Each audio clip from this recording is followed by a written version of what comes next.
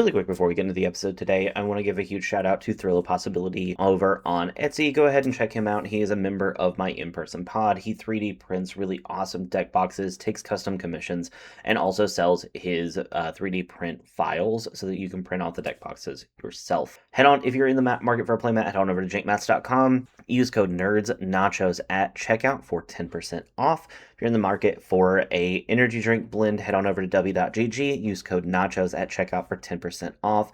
And if you're looking for a new coffee to try, head on over to fixcoffeebrand.com and use code NERDS and NACHOS at checkout for 15% off. Every single one of those coupon codes helps out the channel.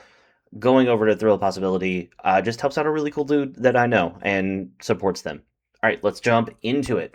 What is going on, y'all? Welcome back to Nerds and Nachos. Yes, it is another one chip week, and it's a very special week. So this episode is not going to be the normal one chip episode that you guys are used to. Today is the 100th episode of Nerds and Nachos One Chip. Now, I know a lot of you over here on YouTube are probably thinking, where the fuck are the rest of the episodes? And, good question. They are over on Spotify, Amazon, and Apple Podcasts. All of them are over there. I was going to work on getting everything moved over to this YouTube channel. That is still a large project of mine. But with the way that my day job works, I just don't have the time to commit to getting everything put on or uploaded over here and edited in a way that I would be happy with and would be up to my standards, up to the standards that we have on this channel, which I know are kind of low. But I wanted to spend this week's episode talking to you about some of the episodes that I think are the best, some of my favorite. These are in absolutely no particular order, and I love all the episodes that I put out. I love all the guests that I've had on. I love all the things that I have learned and done throughout the lifetime of this channel. And I am so happy that I'm lucky enough to get to do this with y'all. Before we do that, we got to start every week off. How was your week? How's your week been? Mine's been pretty good. We had another bout of snow, this time a little bit more. It was, leading up to it, it was like in the single-digit degrees, which is odd. I know you guys know I'm in the South, so like we don't have the infrastructure for cold weather down here. And it snowed, I want to say close to 4 inches in total, and did not go out the first day, not because I don't know how to drive on the snow, but mostly because I don't trust anyone else where I live to be able to drive on the snow. It's hard enough for them when it's not snowy and the sun is out, so I just decided to not risk it. But it was nice. It was nice to wake up and see that, and it's been a long time since I've seen snow, I think since about college, because I went to school up in the mountains. So it's been a while since I've seen a good amount of snowfall, and I was happy for it. I do wish it would go away. My heater has been on for like 3 days, and our temperature is not even that high in the house. We have it set to 69, usually 68, but it was getting a little too cold inside, specifically this room, the studio room. Because for some reason it's just the coldest room in our apartment, and it was a little unbearable, so I turned it up to 69, and it's been a little bit better, but it did run for like 2 days straight, which is awful. But we got it fixed. That's all good. Everything's going well now, and if y'all are dealing with it, I hope it hasn't been as bad. Well, I hope you've been able to enjoy the snow and enjoy a good cold weekend. Let's get into it. So it's episode 100, and like I said, in absolutely no particular order, these are some of my absolute favorite episodes that I have created. Starting off with episode 57, that is right. Most of these are Cantina episodes, by the way. These are mostly episodes that I have had someone on for way back before I started doing video episodes on YouTube.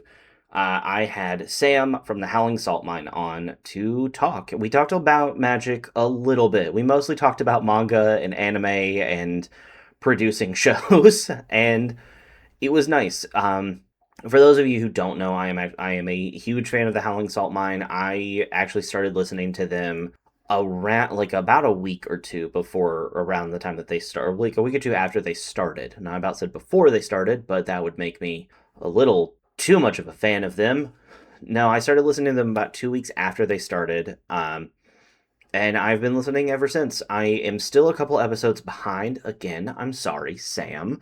But I have been a fan of them ever since, and having Sam on was kind of a dream come true moment for me, to be totally honest. I don't know if I've fully told Sam. So Sam, if you're listening and this is the first time you're hearing this, hey, it was a dream come true moment. It was one of those moments that when you create something and you work on something, having someone that you look up to and someone that you're a fan of come on the show, it really crystallizes it. And there's going to be a few of those. There's going to be a few of those moments that I'm going to talk about today. But I really liked that episode. We talked a lot. It was God, it was such a good conversation. It was such a fun episode, and it to this day remains one of the most listened to episodes on Spotify and across like all the podcasting platforms.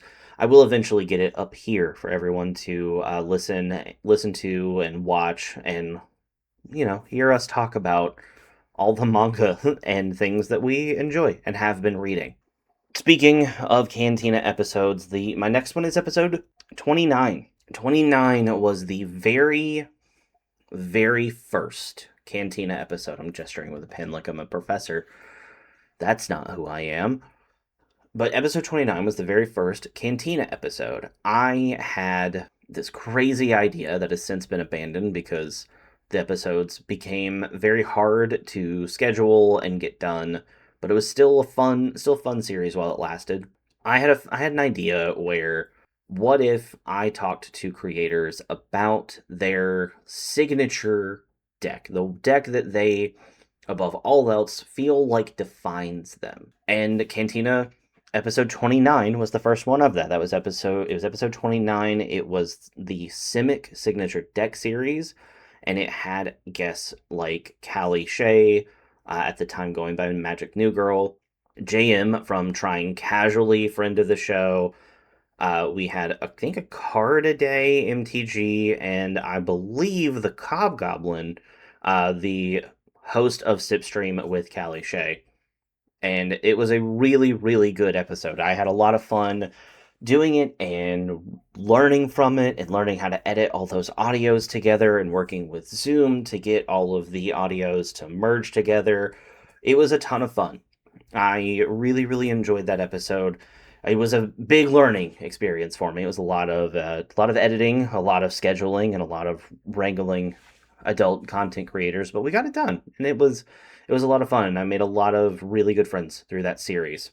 The next episode I want to talk about is episode 48. Now, if you have been following the show from the days that we were on Spotify, or you've gone back and binged the episodes, I missed a few from the time that I started, from the week that I started, because I am a one-man operation. I missed a few weeks because, life sucks. And sometimes your partner goes to the hospital and you don't have the ability to upload a YouTube or Spotify or Amazon show. And you have to take the time off for yourself to make sure that everything gets done. So, episode 48 was the 2-year anniversary of Nerds and Nachos One Chip. Nerds and Nachos as a whole has been around for quite some time, since I think about 2022, when my co host and I started the show. We released, I think, about 6 episodes together. And then, just from, life happening, decided to take a hiatus from it. And in 2023, I started it back up.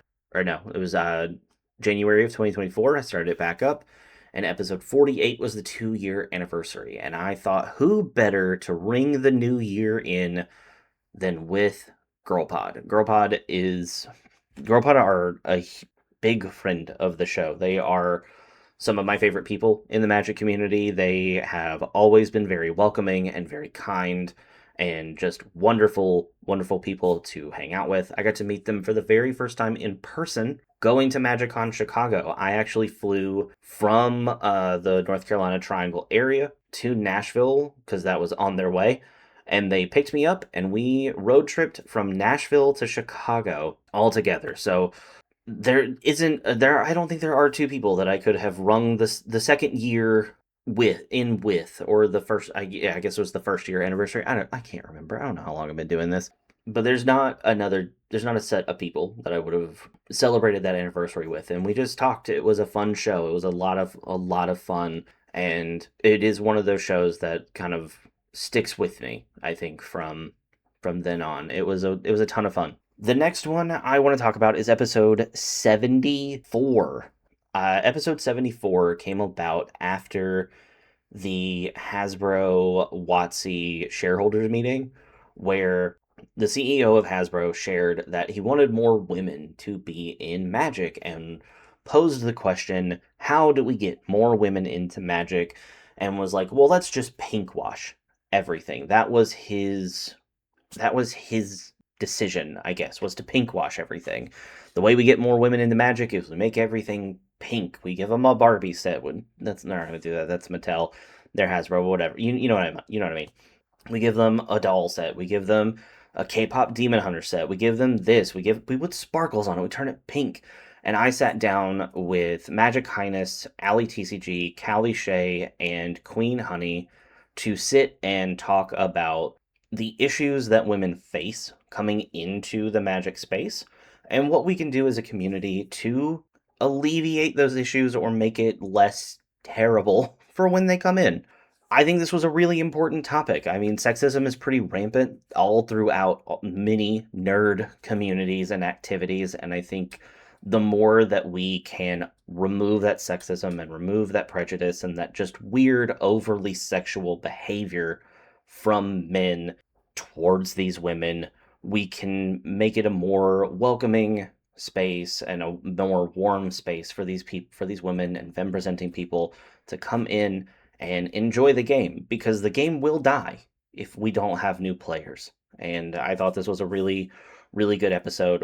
I spoke with all of them, I think, for about 30 to 45 minutes, maybe close to an hour, and cut down some of it. It's a pretty long episode, if I remember correctly, where we talked about everything that needed to be done to fix, or not done to fix it, but things that we thought needed to happen to get more women into the community. And I really enjoyed that episode. It was really fun, and I didn't talk a lot, as I should not have. I let all these women, I gave them the space that they needed to talk, and it was a lot of fun. Next, we're going to talk about, this is our first one chip episode of the episode that I'm speaking about. The next one I want to talk about is episode 69. In episode 69, I talked about the threat on board versus the threat in the future. This was my first kind of foray into threat assessment for Commander players who are notoriously bad at threat assessment. I am one of them. I am here with you. We are bad at this. And I talked about how, through my own personal experience, I build decks that can explode. I build decks that can come back if I am left alone. I build I build pretty decent decks, not to stroke my own ego, but I build pretty decent decks. And I'd played my Kennen Eldrazi deck, and I had been kind of shut out of the game, as it probably should have, but I didn't really get to play. I was mana screwed, which is weird for a Kennen deck. I never kept Kennen on the table, and I never drew anything truthfully that I needed, I think, outside of maybe a Breaker of Creation. And so I'm spending the entire game floundering while there is another player who is running away with the game because they are focusing me down. I am truthfully at that point the only thing that can stop that player if I'm left alone. But the other two players have all three of them have decided that the Eldrazi deck has to go, because if I'm left alone, I will win. It was a kind of a correct assumption, but at the time, I was truthfully the only thing that could stop. I think it was a landfall. It's like an Abzan Staxi landfall list, and it was getting pretty oppressive over the turns. And I talked about how you should be more focused on the threat in front of you rather than your perceived threat, because if you take out the perceived threat already, then the threat that's in front of you is going to run away with the game, and you're going to be in the same situation that you were already in. I really enjoyed that episode. I thought I had some really good points. It's probably one of the better arguments that I've ever made, I think. But moving on, and speaking of arguments that I have made and had a good episode. Episode 94. Episode 94 was a good episode. I really enjoyed producing it. That is play more stacks. Episode 94, play more stacks. That is where I tell you that I personally play a lot of stacks. I put stacks pieces in a lot of decks. It's because when I was first coming back to Commander and building decks, I wanted something that was powerful. I found Atraxa, Praetor's Voice, the original one, the 4-mana one, and I saw that she was built as a Super Friends deck. I was looking on EDH Rec, I think, and I found a Super Friends deck list, and I copied it somewhat. There are still a lot of pieces that are from there, but I have added more stacks pieces to result in a lockout. And I have also added in things like Imperial Archangel and Nova Blast Worm because they're like not good cards, but in the right setting they can be. I also used my girl Elspeth Knights Errant, who I believe is one of the best Elspeths ever printed. And I think this one wanted the Sun's Champion. It's the one that gives you the emblem that your creatures get +2/+2 in flying, rather than the one that gives you the emblem that all your permanents are indestructible. Using Nova Blast Worm indestructible is better for me, because if I'm attacking with Nova Blast Worm, it's destroying all other creatures, and if I keep running out of creatures, that game is going to take too long, so I decide to keep all of my permanents indestructible. I really enjoyed that episode. It was something that I thought was well crafted, well produced, and I really enjoyed it. I enjoyed telling people to play more stacks. It also, I think, came out of the responses to a video of me telling people you're building earthbending decks wrong, and that you should build earthbending decks with more stacks pieces and things that untap your creatures, so that as your lands become creatures, you begin to push further and further ahead in advantage. I still think I had a good point. You should play more stacks. You should always play more stacks. The next episode that we are going to talk about is episode 89. Now, this one doesn't have any special points in it. I don't think it's the best crafted episode that I've ever made, but it is the first video episode that ever came out. Episode 89 was when I finally decided to stop procrastinating and make the YouTube channel, or at least start uploading long form videos on the YouTube channel. I've been making short form videos for a while, most notably the Help Me, Dear God, Help Me. There are so many spider people. How am I going to understand the Spider-Man set video series? I know, it's a mouthful of a title. But there are a lot of spider people. I don't know what to tell you. There's so many, and I feel like the Spider-Man set showed us that. But that was episode 89 was the very first video episode that came out. I don't really truthfully remember what I talked about. I don't think it's important. I think it's just a big milestone that I finally decided to just start making video episodes. The next episode I want to talk about was actually, this is going way back from 89. We're talking about episode 43. This is when I had Joe Johnson on the pod. This was our biggest guest that we've ever had. Joe, if you don't know him, makes incredible short form and long form content under the Tabletop Jocks brand. He makes really great sketches. He's doing a ton of videos right now for Black History Month, showcasing Afrocentric commanders and cards. And it's super cool that there is this depth of cards for him. And I think it's really, really awesome that he's doing those videos. And also, I think the Tabletop Jocks is really cool. I think it gives you that view into playing with your friends rather than something more produced like the Command Zone, which has all this huge production team and special effects and all these other things. I think just having it go with the no nonsense of just a few multiple camera angles so you can see the people and the gameplay and see what's going on. And it's just like playing with your friends. And I always enjoy that. And Joe was such a delight to have on. He was a really great guest. He was so awesome to talk to. And while I don't have a video episode for it, you're just gonna have to believe me, one of the coolest offices I've ever seen. Talking to him was really fun. He was truthfully just such a delight to talk to, and it was really cool to talk to him about Magic and all of it's been quite a long time since Joe and I have talked. So we talked about Magic and all kinds of other things. A lot of the times on the Cantina episodes, I do get off topic quite a bit. I know, shocker. Our next episode, and kind of rounding it out, the ninth episode we're talking about, is episode 96. What's special about episode 96? Well, it started a bit that I don't think we've really talked about outside of the comments. It started the Vindicated bit, and I don't know. I've been having a lot of fun with it. It's so much fun to just interject that Dashboard Confessional song whenever I say the word vindicated over and over, especially with the overlay of the Dashboard Confessional singer. It's fun. It's fun to have that little bit. Sometimes not all the jokes have to come from me. And then the last episode I want to talk about, it's funny that it's the last one, is actually the first episode that I made as one chip. So I talked about it a little bit about it earlier.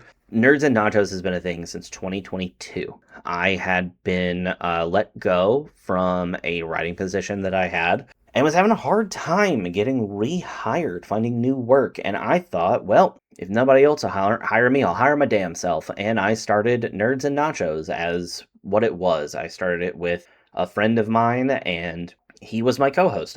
We went under the moniker I was GC, he was CH because he had a public-facing job, didn't want to use his real name. Totally understand that. I don't mind to use my real name. I do this and I sell books, and I have a day job that none of y'all will ever know about. But through just life and decisions that got made, he and I kind of drifted apart. I texted him a while ago and said right before I started it, and I said, I am going to restart this at some point.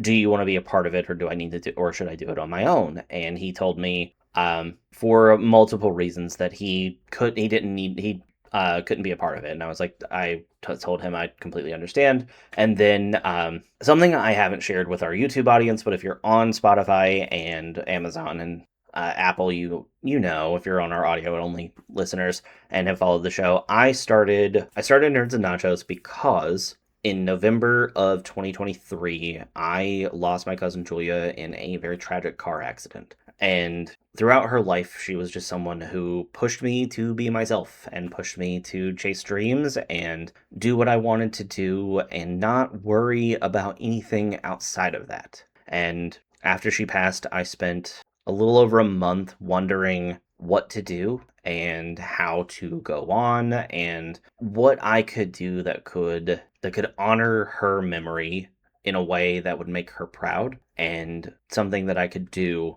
that would show her that I'm still holding on to the lessons that she taught me. And so I started Nerds and Nachos back up under the new moniker of One Chip and under a different branding. And it's all been, it's history. We've been plugging away. I've been making a weekly episode every week for now 100 weeks.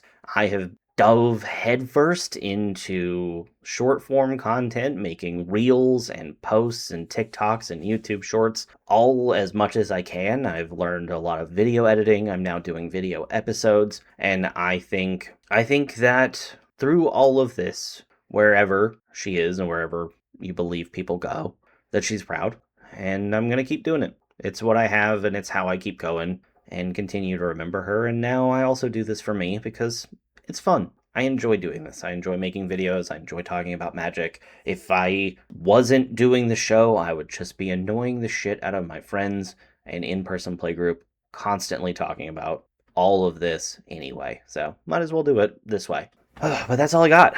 That's all I got for this week. Those 10 episodes, I think, are some of the best and most important in Nerds and Nachos history. Going forward, I have a lot of things planned. I have more guests coming on. I have one coming on, I think, in the next few weeks.